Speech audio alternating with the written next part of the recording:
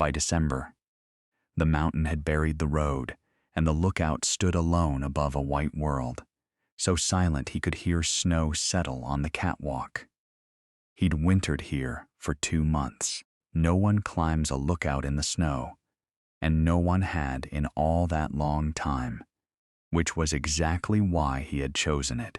He is on his feet with the journal still in his hand, and for one held second, he does not move at all.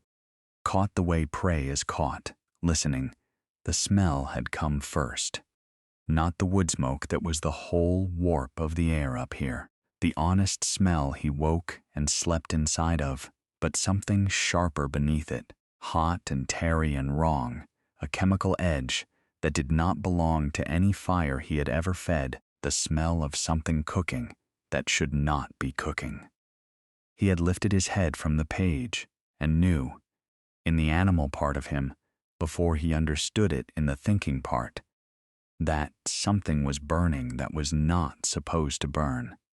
And then he had turned to the stovepipe where it ran up from the little wood stove through the ceiling of the cab, and seen it, the pipe beginning to glow, a dull red creeping up the black steel from the stove, and heard, inside the flue, a low roar starting, a sound like wind in a tunnel, rising, a chimney fire. He knows the words for it now, standing in the middle of the small warm room that has just become dangerous. All winter he has fed the stove whatever wood he could break out from under the snow, some of it damp, some of it green, burned low and slow through the long nights to make the fuel last.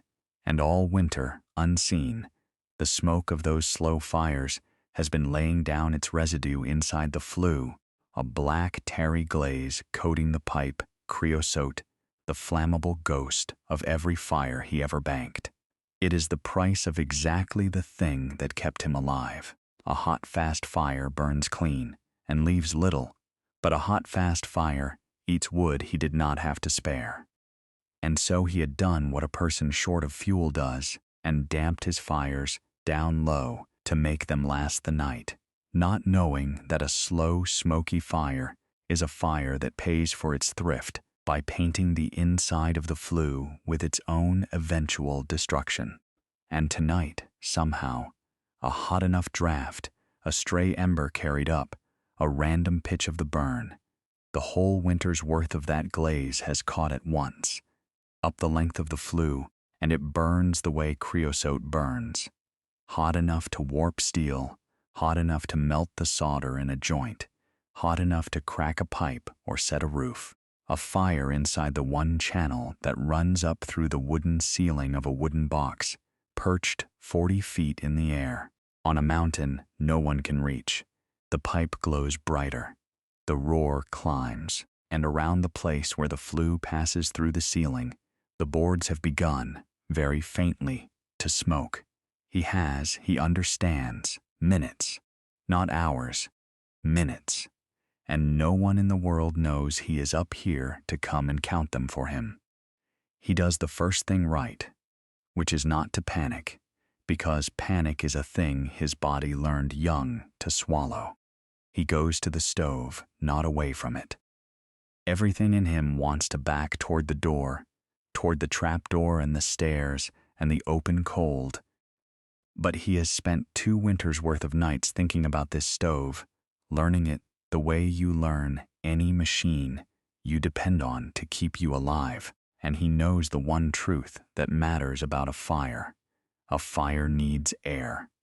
The roar in the flue is the sound of the creosote pulling a draft, sucking air up through the stove and into itself, feeding on it, and the brighter the pipe glows the harder it pulls, a thing that grows stronger the more it burns.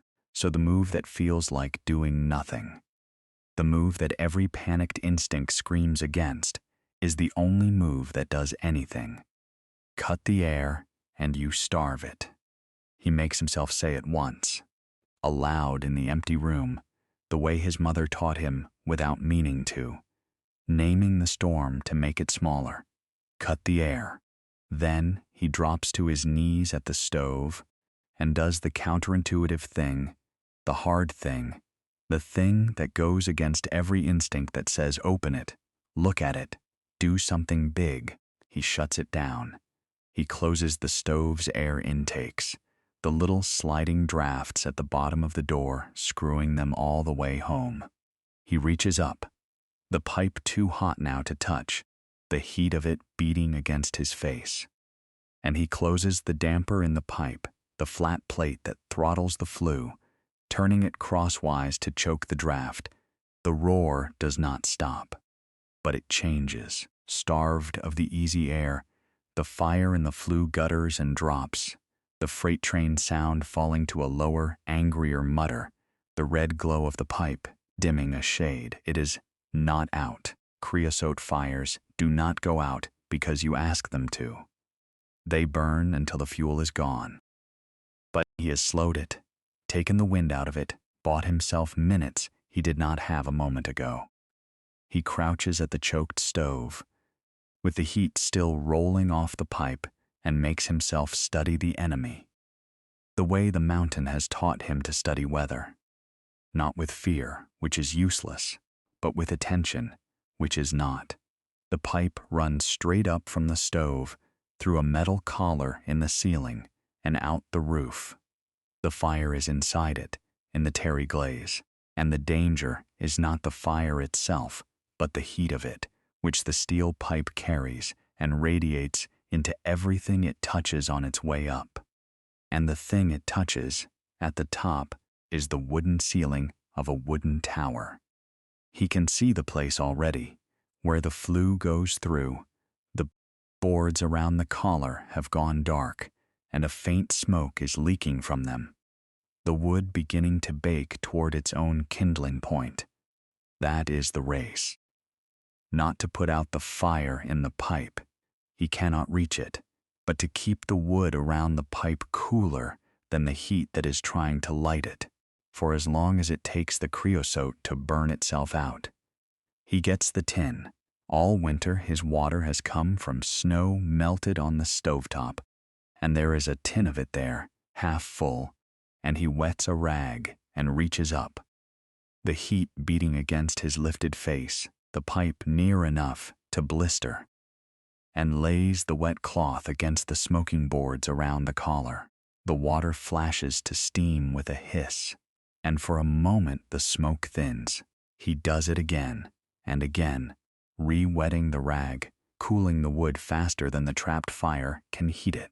A race measured in inches of pipe and seconds of burn, the tin going down, the snow he would need to refill it, lying 6 feet deep and 40 feet down, and a whole burning tower away. He had come up the mountain in the first snow, in October, following footprints that were not his. He lets the memory come while his hands work the wet rag against the hot boards, because his hands know the job now, and the rest of him needs somewhere to be that is not this room.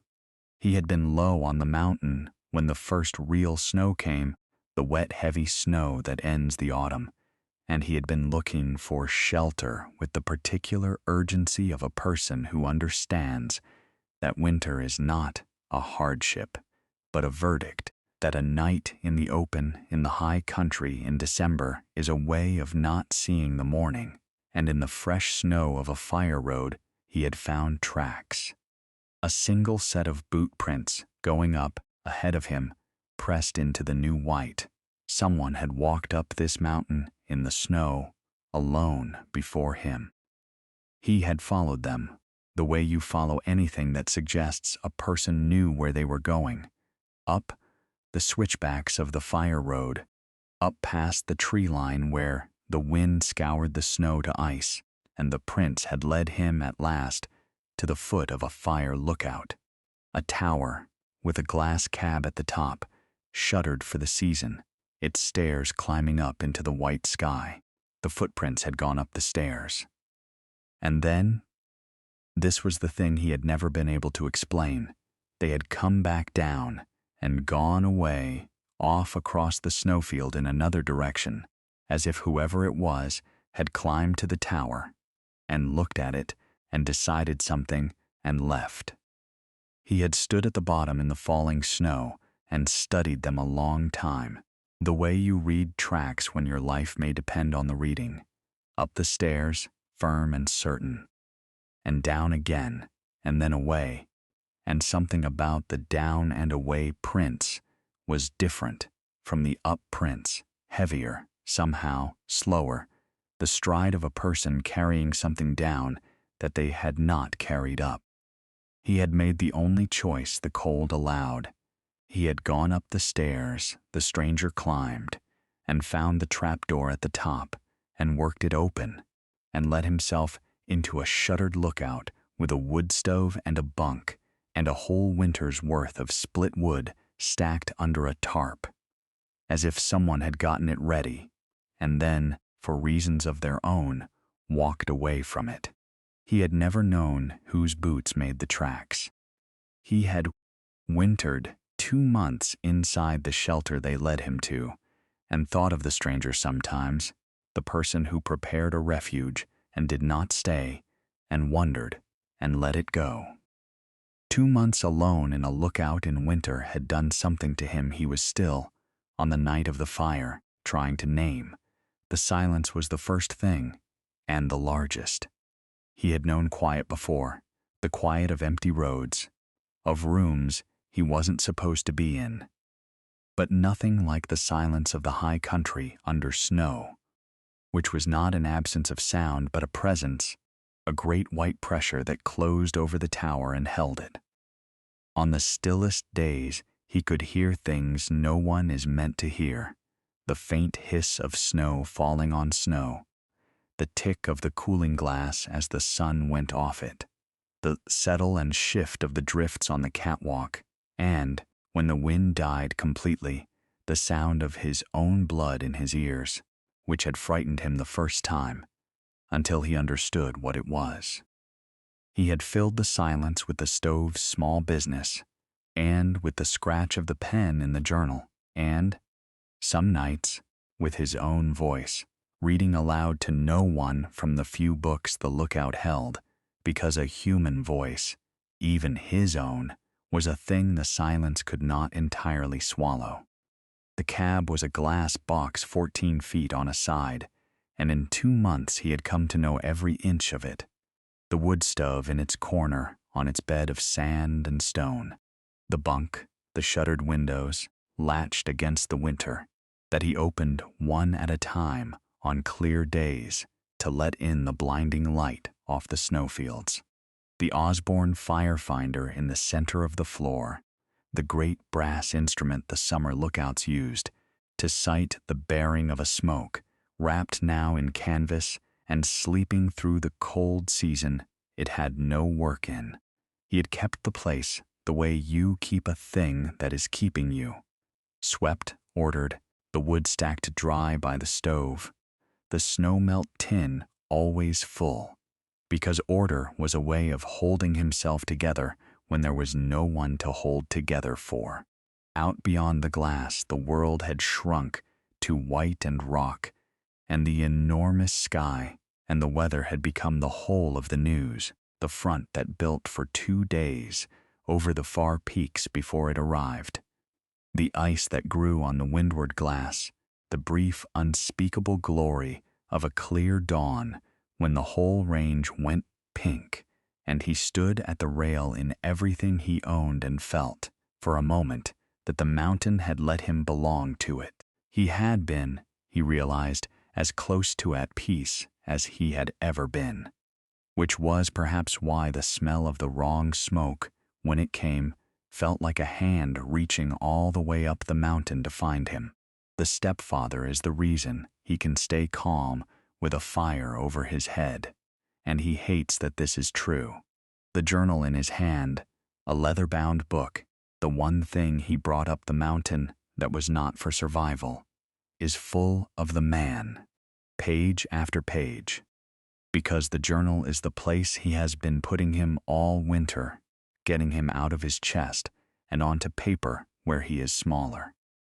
His mother had married the man when the boy was young, and the house had changed the way a sky changes before weather, a pressure you feel before you can name it, and then the man's temper had become the weather of the house, sudden and total and impossible to predict, so that the boy had grown up reading a grown man's face the way other children read the clouds, learning to go still and quiet and small at the first shift in the light, learning that stillness was survival, that the way to live through a storm was to make no sound and give it nothing to catch on. That is the skill that is keeping him alive right now, crouched under a burning pipe. The trained animal calm, the refusal to panic, the ability to do the next quiet thing while something enormous and dangerous roars over his head. He learned it at a kitchen table. He hates that he learned it there. He has written that hatred into the journal 100 ways all winter, and it has not made the man any less the reason his hands are steady now. He had not run from the man in a single dramatic night. It was slower than that, sadder than that. He had simply become old enough and large enough that the man's storms turned from something he endured to something that might, one day, turn the other way, might make him into a person who answered a raised hand with a raised hand. And he had understood, with a clarity that frightened him more than the man ever had, that he did not want to find out who he would be if he stayed to see that day. He remembers the exact evening he understood it. The man had come home in one of his weathers, and the boy had felt the old pressure drop in the house, the barometer of it, and had gone still the way he always went still. But this time, under the stillness, something new had risen, not fear but its cousin, a hot flat readiness, his hands closing on their own, a voice in him he had never heard before saying quietly that he was done being weather's victim and could become weather himself, right now, and be bigger than the man for the first time. And it had terrified him, that voice, more than any beating ever had, because he had seen, in one clear, cold instant, the whole road that voice led down, a life of answering storms with storms, of becoming the exact thing he had spent his childhood surviving, of some future child going still at the shift in his light.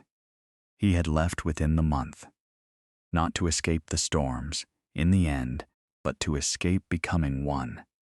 He had taken the journal, which had been his mother's before it was his, empty, a Christmas gift she never wrote in, and he had gone up into the country, and eventually up this mountain, and he had spent a winter turning the man into ink instead of into himself. And he is not finished, and the pipe is glowing over his head, and his hands are steady, and he hates it, and it is keeping him alive. The fire in the flue will not die, and the tower begins to lose. He has choked it and cooled the boards and bought his minutes. But creosote is a deep fuel, and there is a winter of it in the pipe, and the roar, though lowered, does not stop, and the heat keeps beating up the flue into the roof. And now a new sound, a crack, sharp from above, the pipe or a board, or the collar failing, and when he looks up, a thin line of orange has opened in the ceiling where the smoke was, a seam of actual flame licking out from around the flue collar, the wood finally catching. The fire has jumped from the pipe to the tower, and a lookout is a wooden box, dry as tinder, sealed for winter, 40 feet up, with the road under 6 feet of snow, and the nearest soul a day's hard walk down through the drifts. He has the tin of snow melt and a rag, and no way down that a fire moving through a roof will give him time to use. He climbs onto the bunk and reaches the burning seam and lays the wet rag to it, and it hisses and dies back and reopens a foot along, and he chases it, and it opens again, and he understands the shape of the thing he is losing to. He is one person with one wet rag and one tin of melting snow, and the fire is in the roof now, in the space between the boards where his rag cannot reach, and it is going to come through, faster than he can cool it. And when it does, the cab will go up around him, and the only exit will be a trapdoor and stairs into a winter that will kill him, just as dead, only slower. He is chasing the fire along the ceiling with the last of his water when he hears, under the roar impossibly, a sound from outside, boots, on the stairs. Someone is climbing the tower in the dark, in the storm, coming up. He does not understand it. No one climbs a lookout in the snow. No one is within a day's walk. He has been alone for 2 months, and the certainty of that aloneness has been the whole architecture of his winter. But the sound is unmistakable. Boots on the iced steel of the stairs, fast, and then a fist on the trapdoor, and a voice, muffled through the boards and the wind, calling out. He does the thing he has been trained since childhood never to do, which is to open a door toward another person instead of away. He throws back the trapdoor bolt, and a rush of snow and wind and cold comes up through it, and with it a figure, snow-caked, gasping, hauling up out of the storm into the burning room. It is a woman, older, weathered, dressed for the mountain in the deep winter way that says she belongs up here. Layered wool, and a snow-crusted hood and mittens frozen stiff. The gear of a person who has spent a life in cold and respects it.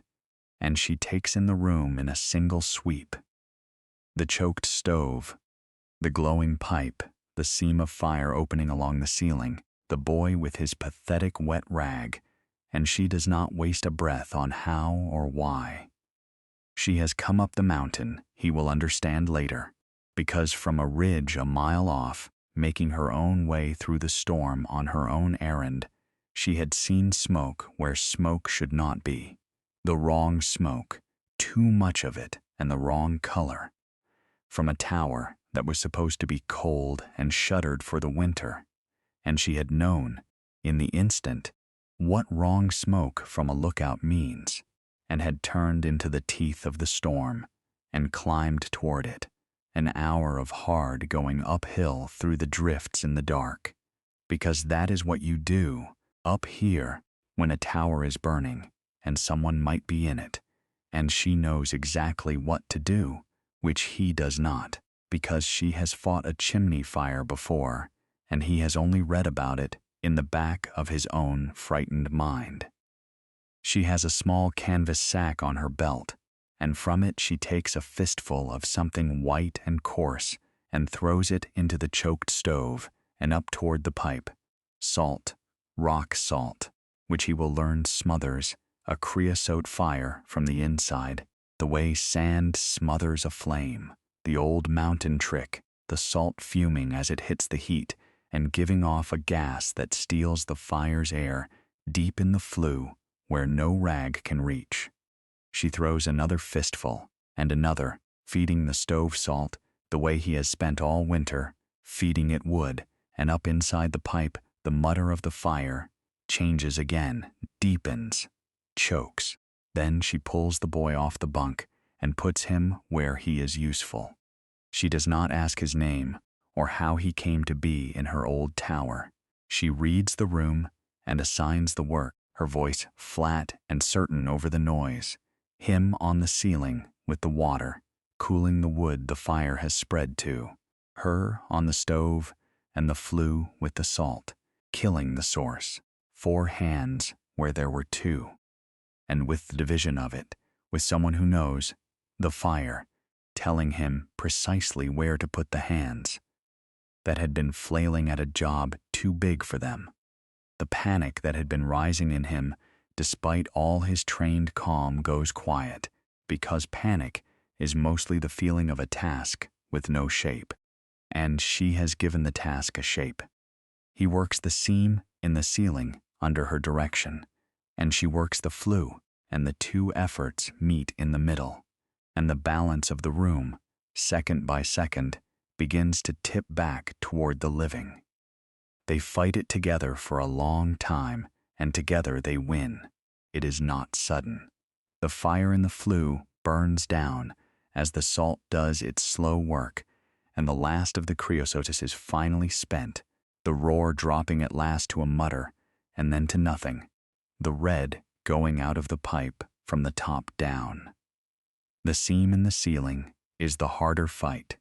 The fire in the roof wants to live, and they chase it through the space above the boards, prying a plank loose with the stove's poker to get water into the cavity where it has been feeding unseen, working in the smoke and the cold pouring through the open trapdoor, until at last the wood is more wet than hot, and the last orange thread gutters and dies, and there is only steam and char and the smell of a fire that lost. The two of them sit back on the floor of a scorched but standing tower, filthy, soaked, breathing hard, alive.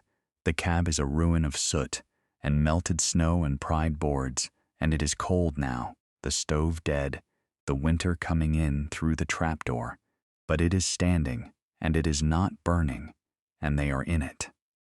They do not speak for a while. There is a particular silence that falls between two people who have just fought something together and won. A silence with no strangeness in it, the strangers burned away by the shared work, and they sit in it and let their hearts come down. Then, because the tower is going cold, and cold is its own slow danger, they move together without much discussion, closing the trapdoor against the storm, clearing the fouled stove, coaxing a small, careful, watched fire back to life in it, thawing the feeling back into their scorched hands over the new flame. And in the long quiet of that, while the little fire steadies, and the room warms, and the night goes on outside, she tells him, not all of it, but enough, who she is. She is the one who made the footprints. She had been a lookout here herself, years ago, a whole career of summers in this cab, watching for the first smoke of the fire season, until the season she stopped, a season that went wrong, a fire she saw too late or called too late, a weight she has carried off the mountain and never quite set down. She does not tell him the details, and he does not ask. He knows the shape of a weight a person writes into a journal for years without finishing, and he can see she has one. She comes back sometimes, in the off-season, to the tower where she spent her best years, the way people return to the scene of the thing that shaped them, half hoping to lay it down and half unable to. And in October, in the first snow, she had climbed up, meaning to winter here alone, meaning to sit with the mountain and the memory through the dark months and finally make her peace with it, and had gotten to the top of the stairs and looked at the cab and found she could not go in, that the memory was too much, that she was not ready to be alone in that room with it. So she had turned around and come back down and left and walked away across the snowfield, leaving behind the wood she'd split and the shelter she'd readied, and never known that a boy was coming up the fire roads behind her, following her prints, and would find the refuge she couldn't stay in and make it his. They stay the rest of the night, and neither of them is alone in the tower, which is the thing they both came up here to be. And neither of them, it turns out, actually wanted. She does not ask him why he is wintering in a stranger's lookout, and he does not ask her to explain the weight she carries. And in the not asking, they give each other the exact thing each of them climbed a mountain to find and could not find alone, the presence of another person who wants nothing, asks nothing, and simply shares the fire. He shows her the journal, a little, not the pages but the fact of it, the winter's work of getting a man out of his chest and onto paper, and she nods as if she understands the impulse exactly, as if she has her own version of it, her own storm she has spent years trying to write small. She tells him in return one thing about the fire she carries. Not the whole of it, just that the worst part was never the fire itself, but the being alone with it afterward. The years of sitting alone in the memory, the way she could not, in October, sit alone in this cab. And he understands that she has just told him the most important thing she knows, which is that the danger was never really the flu tonight. The danger, for people like them, is always the aloneness, and the thing that saved them both was that, for one night, neither of them had to be alone with the fire. Toward dawn they sleep in shifts, one keeping the salvaged fire safe while the other rests, the way two people keep watch who have learned, each in their own hard school, that a fire is a thing you never fully turn your back on. In the morning the storm has blown through, and the mountain is blinding and new, the whole white world scoured clean and glittering under a hard blue sky, and she makes ready to go, down the way she came, back to whatever her life is when it is not this tower. She does not ask him to come. She does not offer to stay. But at the trapdoor, before she goes down into the bright cold, she tells him two things. The first is how to keep the flue clean so this does not happen again. Burn it hot once a day, she says. A short hot fire first thing each morning to keep the creosote from building up in the cold, slow burns. The small daily discipline that prevents the winter's slow disaster. The practical inheritance of one lookout to whoever holds the tower next. And the second is that the wood under the tarp will not last the winter, that there is a down cedar in the trees below the north face that splits easy and burns clean, and that a person who wanted to stay up here until spring could, if he worked at it, make it to spring. Then she goes down the stairs into the snow, her boots making a new set of prints across the white, going away. And he stands at the catwalk rail and watches them go, the second set of her footprints he has ever followed, with his eyes and not his feet. The prints go down the switchbacks and out across the snowfield and grow small. And then she is a dark speck on the enormous white. And then she has gone into the trees, and the mountain is silent and blinding and his again. He does not know if she will come back. He does not know if he will still be here if she does. Spring is a long way off, and he has never once stayed anywhere until the season turned. Leaving has always come to him first, a restlessness that rises before any winter ends. But he goes back inside and builds the small hot fire she told him to build, the disciplined daily fire that keeps the slow disaster from gathering in the dark, and watches it burn clean and bright the way a fire should, taking nothing back into the flue. And then he takes out the journal, and for the first time all winter he writes a page that is not about the man. He writes about a set of footprints in the first snow that went up and came down and led him to a shelter a stranger couldn't stay in. He writes it slowly, and as he writes, he finds himself wondering, pen stopped over the paper, whether the reason she couldn't stay in October was so that he would find it in November, whether some shelters are only ready for us because someone else wasn't ready for them first, and whether the kindness that saves a person is sometimes just a door another person couldn't walk through, left open behind them. And he wonders, finally, what he will do when the north face cedar is split and burned and spring at last comes up the mountain. Whether he will have become, by then, a person who has learned how to stay, or whether he will go down the fire road, leaving the wood stacked in the flue clean and the trapdoor unbolted, and a page torn from the journal weighted under the snow-melt tin for whoever comes up the mountain next, following prints in the snow.